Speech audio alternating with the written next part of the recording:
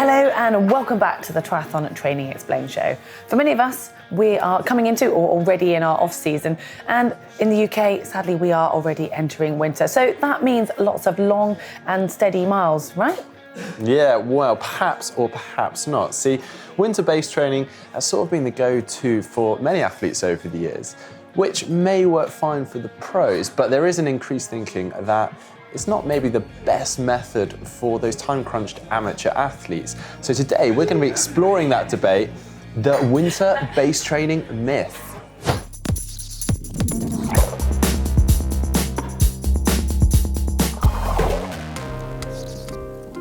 Right, firstly, let's explain the idea behind performing that aerobic base that a lot of triathletes opt to do during their winter training. Yeah, the main focus during this early part of the season is to develop a solid aerobic and endurance base, hence the name base training. And you can kind of think of this as if you're trying to build the foundations on which you can start to include more intensive, high-end work as you start to build towards your race season. Now, this does differ from athlete to athlete, but you generally try to include some strength work like hill reps, some threshold work, and then some real high-end, top-end work looking at like speed work basically. And yeah, this does vary how much you do depending on maybe the distance that you're targeting this season.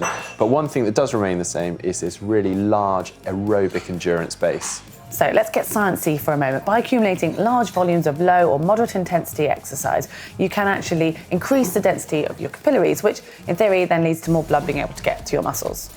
And in addition, you can experience an increase in mitochondrial density, which is essentially the powerhouse within your cells. So if you have an increase in mitochondria within your muscle cells, you would experience having, well, a better ability to break down carbohydrates and fat into energy more quickly. Still following? Yeah, so basically you can burn and use carbohydrates and fats more readily per minute, which then means you can sustain a higher power or hopefully a higher pace for longer, which in theory that means you can go faster. Well, this all sounds great. There's clearly a number of great benefits to this style of training. So what's the problem with it? Well, the big challenge is that the training is only effective if you've got a lot of time to do it. It does have this great effect on improving your aerobic fitness, but it takes a long time for that effect to take place, which is why our pro cyclists go out and ride for 5-6 hours every day.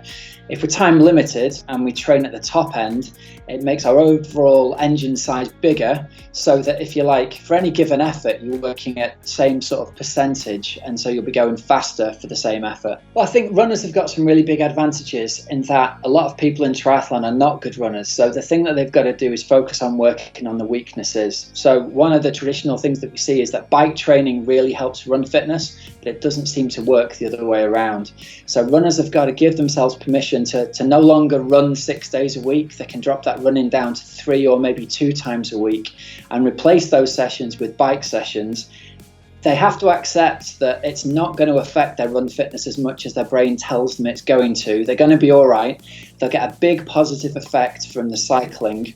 And to balance swimming for runners, I think the key takeaway is runners tend to have a mindset of, if I do hard work, I'll get faster.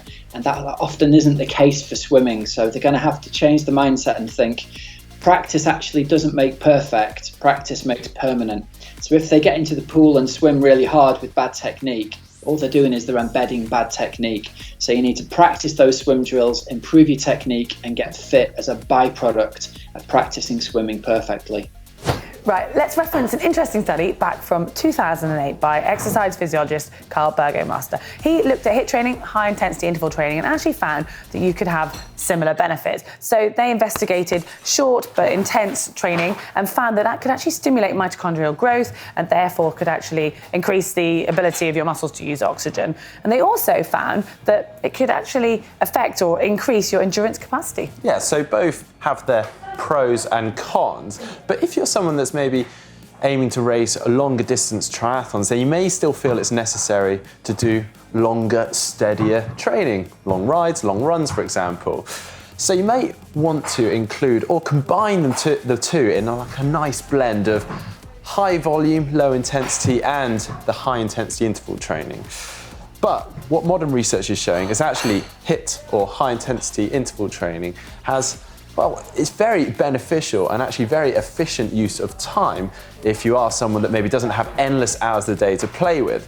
So let's give you an example of a HIIT style workout for running. So if you start with a nice warm up, 10 to 15 minutes as usual, but then you go into 20 seconds of 3K effort, into 40 seconds of recovery jogging, and you do that 6 times through, so total of 6 minutes. So you're going from one rep straight into the next, and then take 3 minutes recovery between that, and then go straight back into your 20 seconds high intensity 3K effort, then back into 40 seconds recovery jog 6 times through, and then finish with a nice easy 10-minute warm down. And that is your HIIT training session, all within 35 to 40 minutes of work. There is, of course, some skepticism over HIIT training. Some athletes worry that they might burn out from the increased workload, or they could be more at risk of injury. And that's where the benefits of that long period of low intensity exercise does come in. Although that said, there are now a lot more tools and ways to measure your workload. So in theory, that reduces that risk. Yeah, and I'd also say, in addition to that, thinking back to some of my training in the past, when I used to do some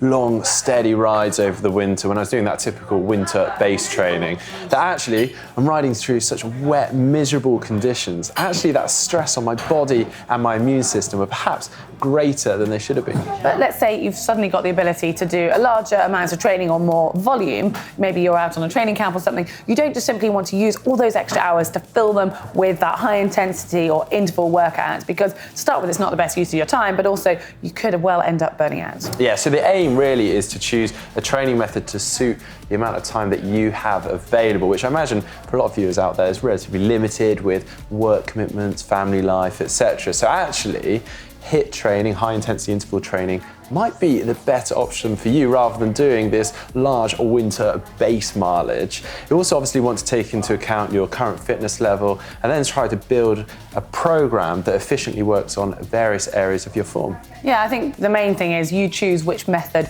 works for you. You look at the amount of time that you've got available, and then once you've made that plan, that you stick to it to make sure you get the most out of your training. Well, hopefully you've enjoyed this. Hit the thumb up button if you have. And if you want to get all of our videos and make sure you don't miss any from GTN, just hit the globe to subscribe.